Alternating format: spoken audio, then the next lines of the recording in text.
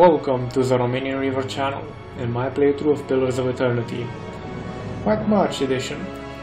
Now, before we begin, this will be taking over for Darkest Dungeon because this type of game, i.e.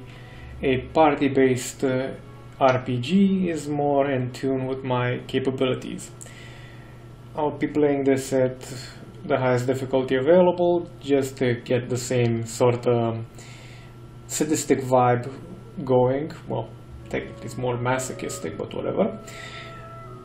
And also kinda be penitent for the fact that I bailed on Darkest Dungeon, but to be honest, when RNGs is that great, I really do not want to deal with that.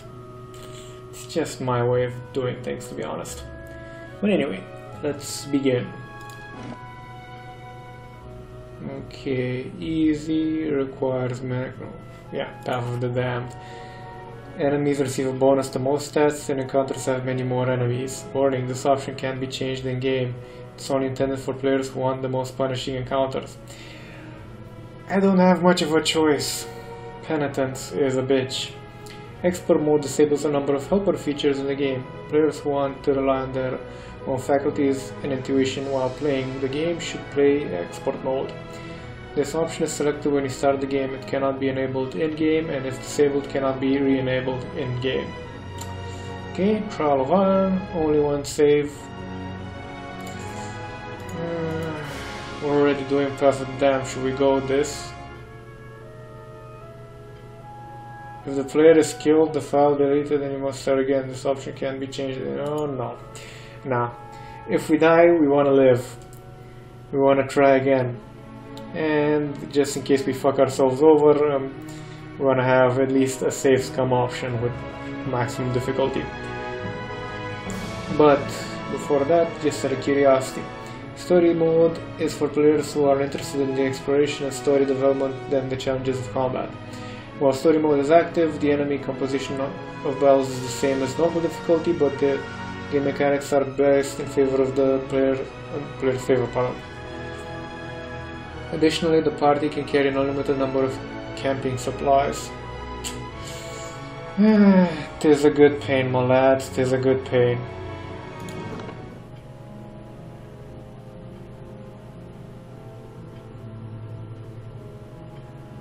Please be voiced, please be voiced.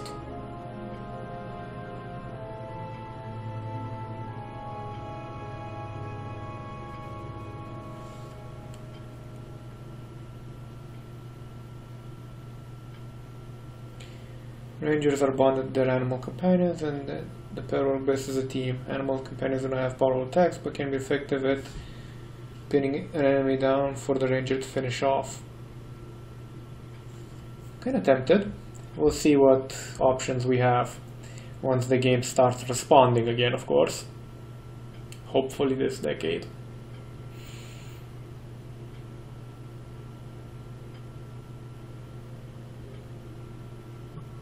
Five wagons grope blindly for the path on a starless night, their master glancing ever upward to the skies for assurance that he is on the right course. A dim lantern his only protection against the encroaching darkness. But the skies bring no comfort, shining no light, betraying no hint of what they know.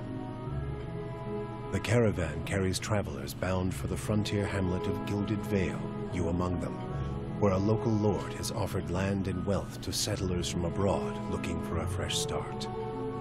You have taken suddenly ill, sweating and shivering, and one of the other travelers signals for the caravan master to stop on your behalf. He pulls up just in time to avoid plowing into the trunk of a fallen tree that bars the way ahead. You will go no further tonight.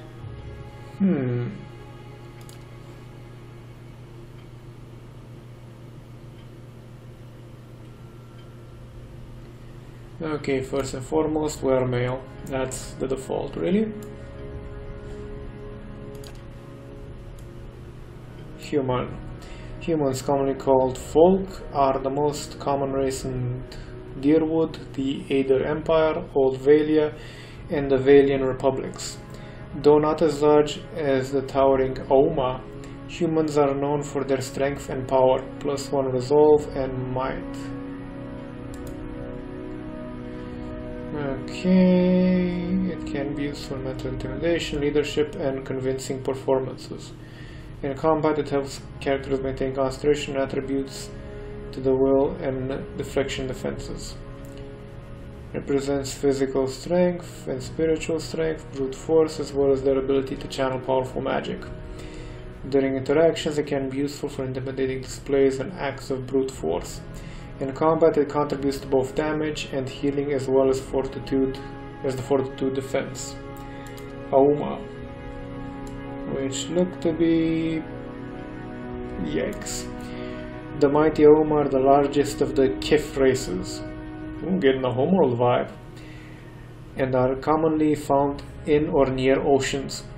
Though not truly aquatic, they have an affinity for water, and many of their civilizations, such as the Rautai, or Rautai, however it's pronounced, are based on naval dominance. They are known for their unparalleled strength. +2 strength. Oh yes indeed. By virtue of land covered and number of colonies settled, dwarves are the most well-traveled race in the world. They are commonly found in the Deerwood, the Valian Republics, and almost any colonized land. Dwarves are known for their great strength and tenacity. Filthy elves are the dominant race in Ir Galanth, or Galanfaf, and the white that wends. That's one weird one. And are extremely common in Deerwood and Ader. Elves are known for their speed and intelligence, as well as commonly isolationist nature.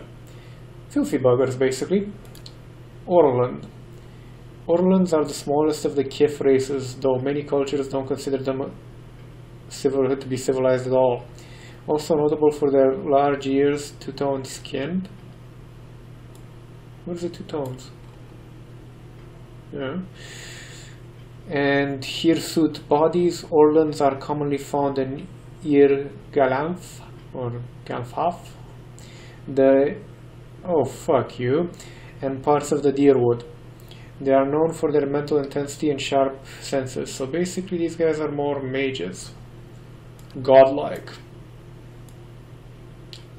The fuck's up with this guy? It looks like he headbutted a tree and decided to keep it. The godlike are children of the Kif civilized races who have been blessed with physical aspects associated with the gods, though some do not consider the blessing. These aspects may take many forms and often come with mystical powers. Aberrant headships are typical, and godlike are unable to wear protective gear, as it's near impossible to find anything that fits.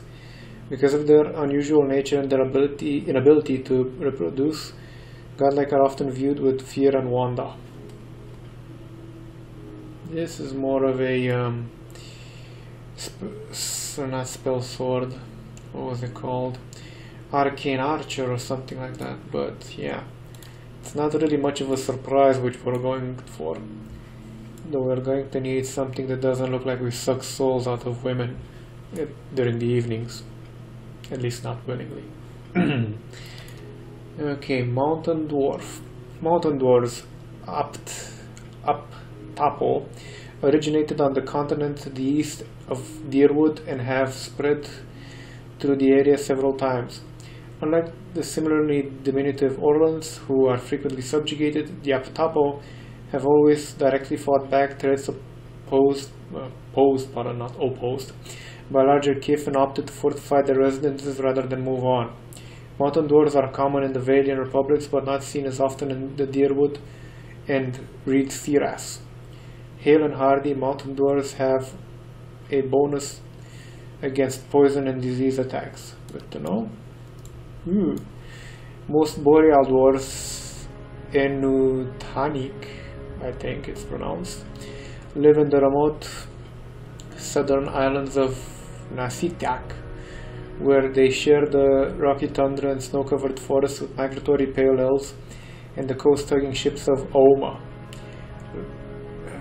Like their northern cousins, Enutanik, share an instinctive love of exploration. Boreal dwarves are somewhat common in the Valian republics, but seldom encountered in the Deerwood. Hunter's instincts. Boreal dwarves gain plus 15 accuracy against any creature of the wilder or primordial types. Well, we're more dwarves of the mountain homes type. Okay, now comes the fun part. Brutes, madmen, berserkers. Though city-dwelling people often use the term barbarian with a dose of disrespect, these rural warriors are respected by their communities for their ferocity and fearsome presence on the battlefield. Barbarians have a special, almost religious role in some cultures, but in many places the undisciplined, fearless style of the barbarians is simply how warriors conduct themselves. Starting ability. Carnage. When barbarians hit with melee attacks, they automatically make reduced damage attacks at all other enemies within a short distance of the target. Athletics plus 2, survival plus 1, endurance 48 plus 16 per level, very high. Health 6 times endurance, very high. Accuracy 25 plus 3, average. Deflection, so they're not really much on defense, pardon.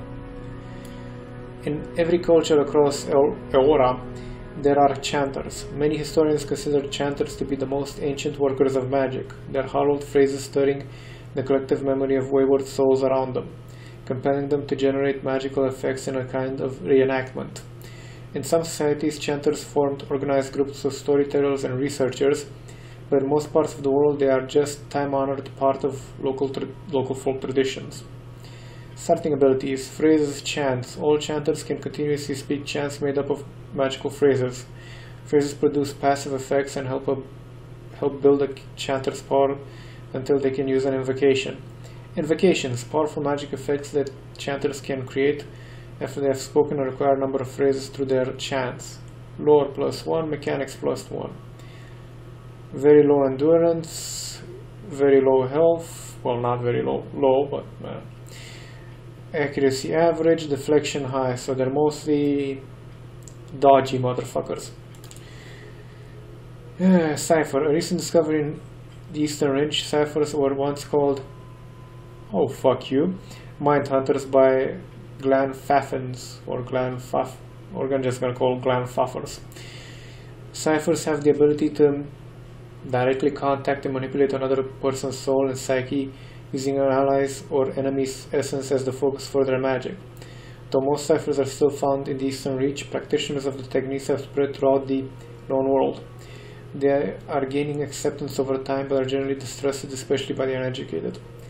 Starting ability. Powers. Ciphers can directly target allies and enemies with powerful soul-focused effects. These powers cost focus, which ciphers build through the use of their soul whip. Plus 1 stealth, plus 1 lore, plus 1 mechanics. Endurance very low. Endurance very low. Health pretty low. Accuracy average, deflection average. Druids, which kinda look animists at heart. Druids tap into spiritual power that flows through the simple living things of Eora. Plants, animals, and sometimes even living stone. While not necessarily religious, druids do have a reverence for the natural order and a keen interest in understanding its mysteries. In most cultures, druids are understood as a sort of primal magician, but among the Glanfaffins, Nasitaki, and many rural cultures, they may have high positions of influence and authority. Spirit shift. All druids have mastered one animalistic form. These forms give the druid melee abilities and grant an additional power while the druid is shifted. Spells. Druids have access to a variety of offensive and some support-oriented spells. Every 2 levels, druids automatically gain access to an additional set of spells. Initially, their spells can be cast a limited number of times per rest. As druids gain power, their weaker spells eventually shift to per encounter use. Interesting. Fighter. Fighters form the front line of disciplined armies across the Eastern Reach. Though they are most commonly found in cultures with an organized martial structure, fighters can be also encountered as wandering mercenaries, bodyguards, and other types of sellswords.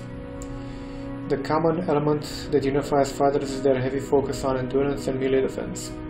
Starting ability, constant recovery. Fighters continue to generate endurance at a modest rate during combat. Athletics +1, lore +1, survival +1.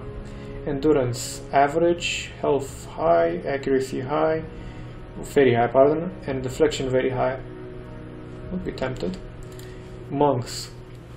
Monks belong to a variety of fighting orders that have sprung up in and the Eastern Reach over the past few centuries.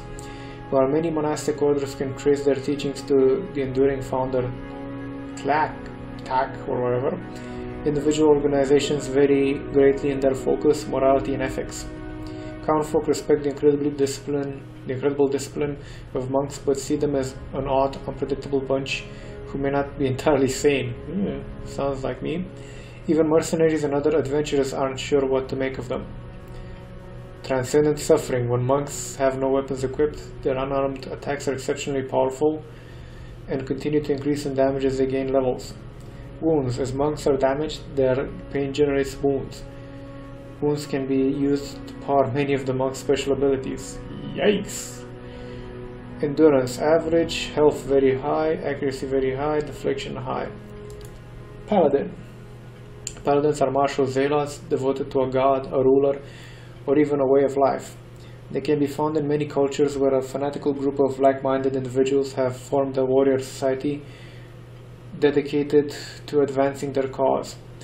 Among those aligned to their worldview, paladins are viewed with respect and admiration, if a bit of fear. Many paladins hold leadership positions in armies and mercenary companies, but in the heat of battle, their fanaticism often overrules the chain of command and common sense. Okay. Starting ability, faith and conviction. Paladins have an inherent bonus to all their defenses.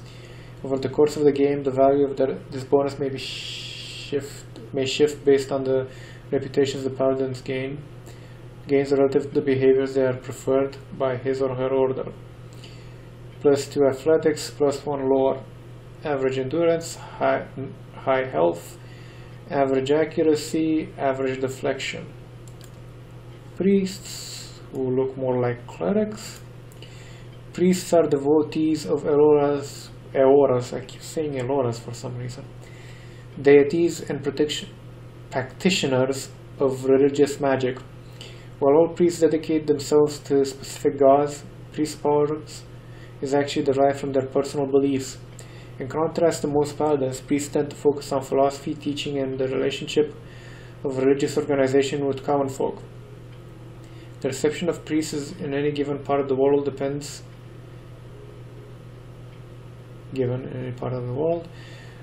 largely on how their god is revered or reviled by the people who live there. Starting abilities. Holy Radiance generates modest amount of endurance for allies around the priest. Any enemy vessels caught in the area take burn damage and may be frightened. Over the course of the game, the power of this ability may shift based on the reputation that the priest gains relative to their behaviors that are preferred by his or her deity. Might be tempted to. Ranger. Rangers are warriors of the woodland and masters of the hunt. Always partner with soul-bound animal companions, they can be found in wild spaces all over the world. As their lifestyles often tend toward independence and isolation, it is rare for rangers to become an integral part of a large fighting force, though they are often employed as scouts and guides. Starting ability. Animal companion. All rangers share a strong bond with an animal companion. The companion fights at the ranger's command and is extremely valuable for its ability to run interference. Animal companions don't do much damage but have high damage reduction. The link between the ranger and companion is powerful. If one goes down in battle, the other suffers as well. +1 stealth, +2 endurance. Survival, pardon. Endurance very low, health high, accuracy very high. Bit of a weird one. And I don't think he's much into close combat. Rogues. Rogues are vicious killers feared for brutality of their attacks. They can be found as often in dark back alleys as the heart of battlefield skirmishes. Though unpredictable and undisciplined, rogues are commonly used as shock troops or as part of a surprise assault their withering attacks breaking enemy ranks and morale. Rogues tend to congregate in larger numbers in cities where they can be steadily employed as mercenaries or hard muscle. Starting ability, Sneak Attack. Applies bonus damage to the rogue's ranged and melee attacks when the target has any of the following afflictions: blinded, flanked, hobbled, paralyzed, petrified, prone, stuck, stunned, or weakened. It also applies to any target the rogue strikes with the weapon within the first 2 seconds of combat. Very low endurance, very low health. Accuracy is good, deflection is shite. And the lovely wizard. The masters of academic magic, wizards are students of arcane traditions that stretch back beyond the boundaries of recorded history. Wizards are a highly organized group, often forming academies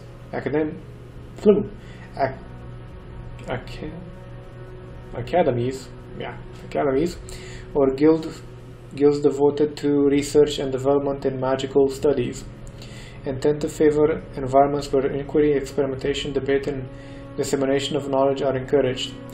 Many accomplished wizards eventually become known for their eccentricity, their egos, and their unquenchable interest in all things arcane and occult.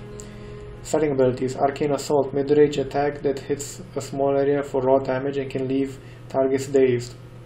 Spells: Wizards have access to a variety of offensive and personal defense spells. Unlike priests and druids, wizards learn individual spells that they store in and cast directly from their grimoires. Grimoires can only hold 4 spells for each spell level, which motivates wizards to keep multiple grimoires for different needs. Every 2 levels, wizards gain access to an additional set of spells. However, they can automatically learn 1 spell at any level they can access each time they advance. Wizards also have the option of learning spells from grimoires they find or buy. Initially, their spells can be cast a limited number of times per rest. As wizards gain power, their weaker spells eventually shift to per encounter use. Roll +1, mechanics +1, and is very shite in everything else in terms of physical defense. I'd be tempted, but it's kinda shite. We're more of a frontline fighter.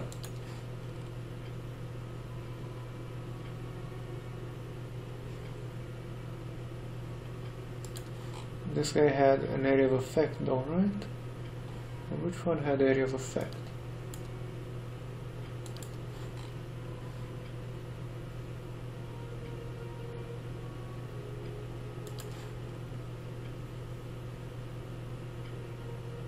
This guy could also be interesting, but yeah.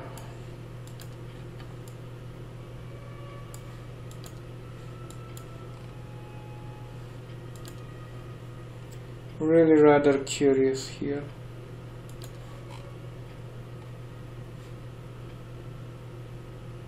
I'm tempted to go with a priest, to be honest.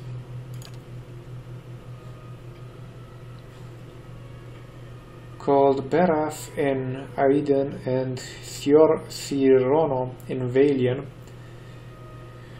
It is the god of cycles, of doors, and of life and death itself. People commonly place or carve the figure, not fixture, what the hell is a fixture? In doorways, windows, and other portals from one place to another. Beraf has a relatively small, there's supposed to be a end, but whatever. Beraf has a relatively small priesthood, in part because it does not often speak to them. However, Beraf has many petitioners and occasional followers. Stoic, rational, disfavored, passionate, cruel. Elphas is the Adian name for the god of light, redemption, and rebirth. While worship of Elphas is still popular in the Aider Empire and Ritziras, the faith is outlawed in most cities of Deerwood due to the events of the Saints' War, in which Saint Waidwen, who had supposedly become a living vessel for Elphas, attempted to invade the Deerwood before being destroyed at the gates of Halgot Citadel. Elphas has not been heard from since and is presumed dead by most.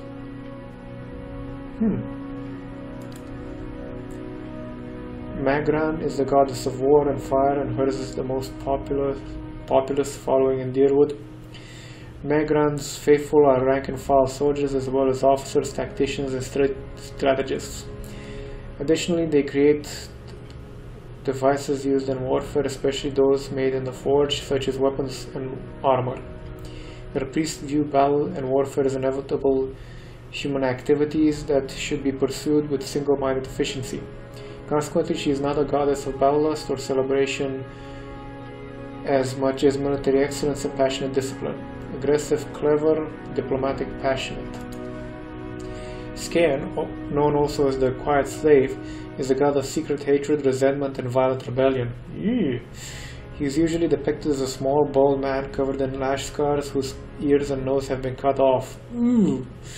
He appears outwardly submissive with downcast eyes. However, his eyes glitter black with quiet hatred and his fist is clenched.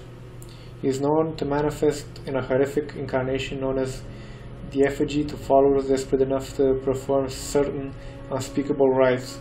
In Deerwood, Scaen's faithful often doubles as torturers and executioners, delighting in the fall of high-status prisoners.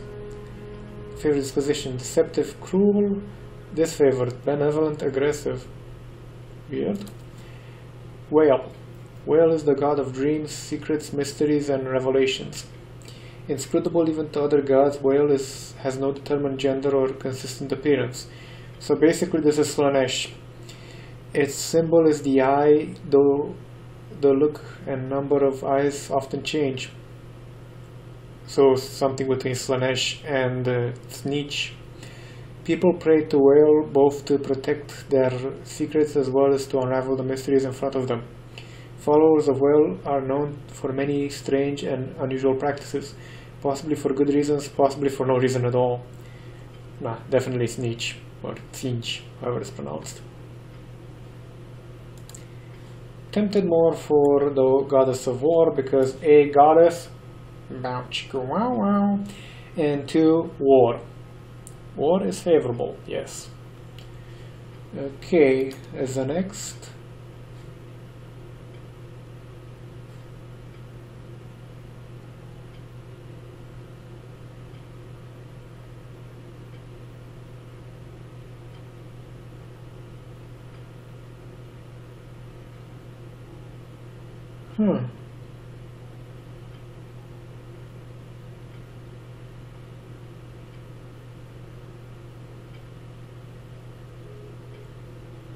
Quite an interesting bunch of abilities.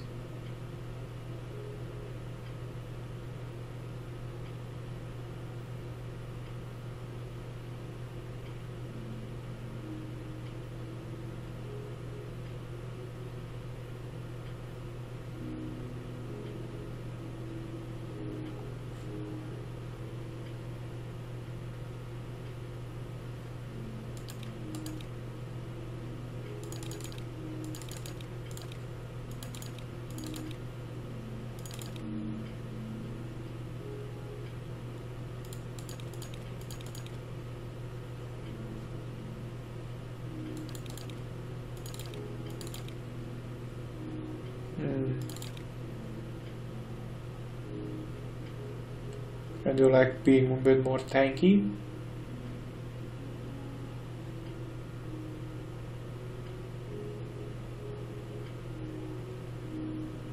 By the way, I have no clue how to balance most shit out, so probably gonna die quite a bit. I wonder how well this will fuck me over, but the best recommended ones have a nice amount, and the ones I'm not gonna be using much have something in them. Okay, the Aedor Empire is currently the largest and most powerful force in this part of the world. It is centered around the equator and has a tropical climate. Though the empire has colonies in numerous areas of the world, Greater Aedor is at its heart and houses the majority of its human-loving nations. First one, resolve.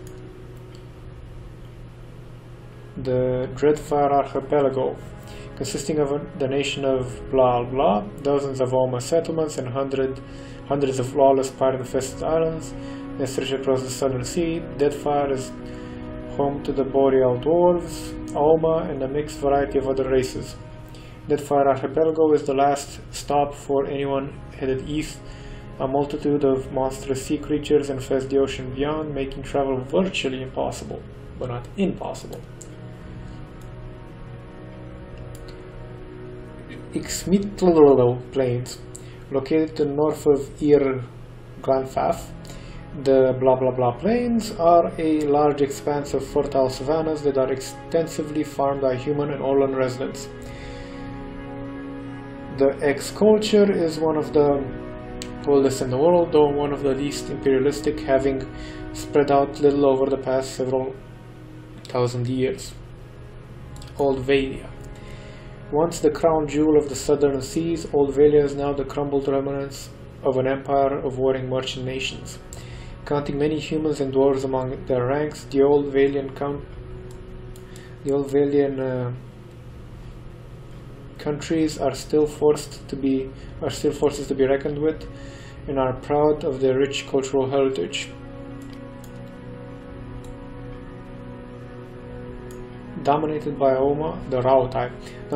Aoma nation of Rautai, the Gulf itself is host to a number of nations, most of them Aoma, Orland, and Dwarven. Though these countries are relatively young, they are some of the most advanced colonial settlements in the east. The Gulf is a land of riches and resources for those who can take them, though the entire coast is often pummeled by violent storms. The Living Lands is a mountainous region of a large northern island renowned for its diversity of plant life and animal life. Its weather is unpredictable and its ecosystems vary dramatically from valley to valley. The Living Lands are home to an assortment of races in a variety of colonial and independent settlements. And the final one, the White That Wends. A large cracked southern expanse of polar ice, the White That Wends is home to pale elves and small colonies of daring explorers, outcasts, and adventurers. While virtually no plant life grows in the White, it is home to many hardy species of dangerous animals that forage from the sea or prey upon each other to survive.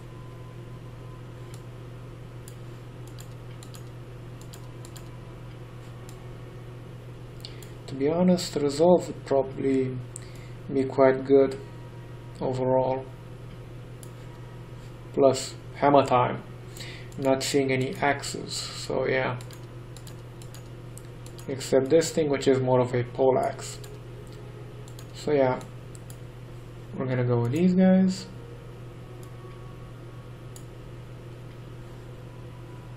Next. Background. Aristocrat. You've lived your life amongst the nobility. Your days have been marked by lavish meals and extravagant parties. Your conversations peppered with talk of pedigree and bloodlines. +2 lore. Drifter. You never quite fit in no matter where you go. Even each new town is just a place to briefly rest before moving on to the next. You are more comfortable on the road traveling the world. Laborer. Your life has been spent in the study of your craft. You trained and prepared, hoping to hone your skills and ply your trade. You merchant. You've traded goods from all over the world, pairing items with buyers of all kinds. Lore and mechanics. For you, knowledge is a relentless pursuit. You hoard each kernel of information as though it were precious metal, and time you don't spend learning is time wasted. Not so much. You've made a name for yourself as a troublemaker. Disrespect for authority and lack of care regarding the rules are recurring themes in your life. You live your life for the thrill of the chase, whether for glory or sustenance. You have made your own living taking the lives of wild creatures. This would be best for rangers. Merc. Blade and battle is your way of life. You solve your problems by pulling out your weapon and applying force. Yeah, Zaraki Kenpachi style. Philosopher. You are most at home inside your own head, analyzing the nature of the world and its inhabitants. To be honest, between this and this, I'm gonna go more with mercenary.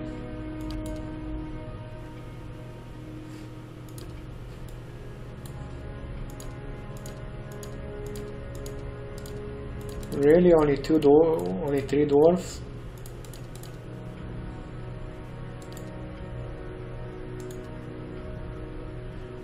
So that's coloring of the...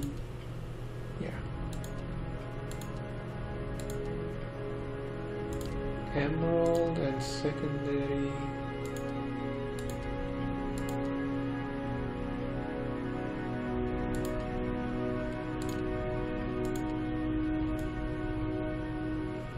Definitely more my type.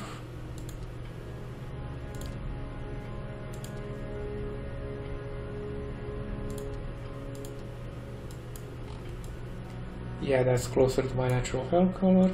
Let's see if we can get some... why can't I zoom in? Would be so much easier.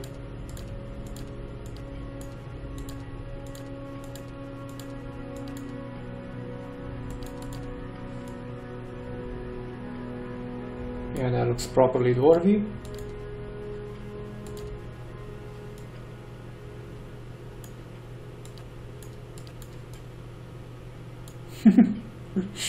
Yeah, One Direction dwarf. Oh god. And this is more Backstreet Boys dwarf.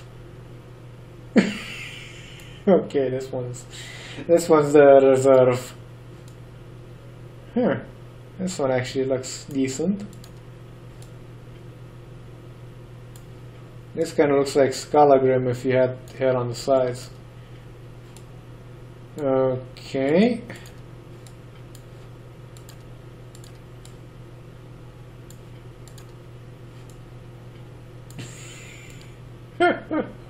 Boy band dwarf. What was it? Vikings dwarf. Rasta dwarf. Sargon of Akkad dwarf. Rasta version 2. Okay. Something that looks mildly acceptable and doesn't have that whole flare at the front.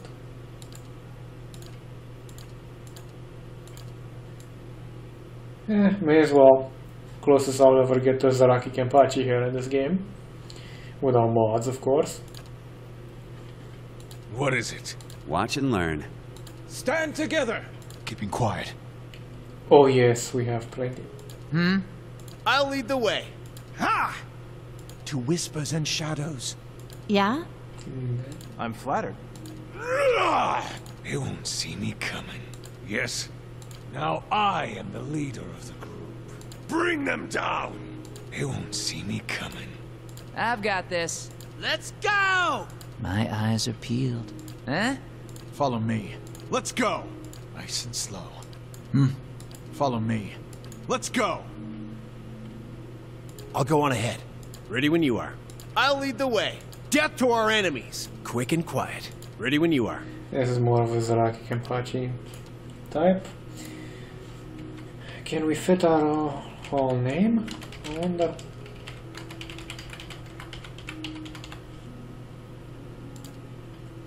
Yes, we can. This is one fucked up looking dwarf, but oh well.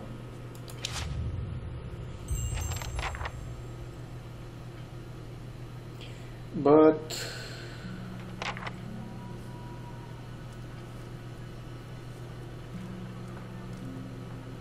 we're going to have to leave it here now, gents, because it is 40 minutes.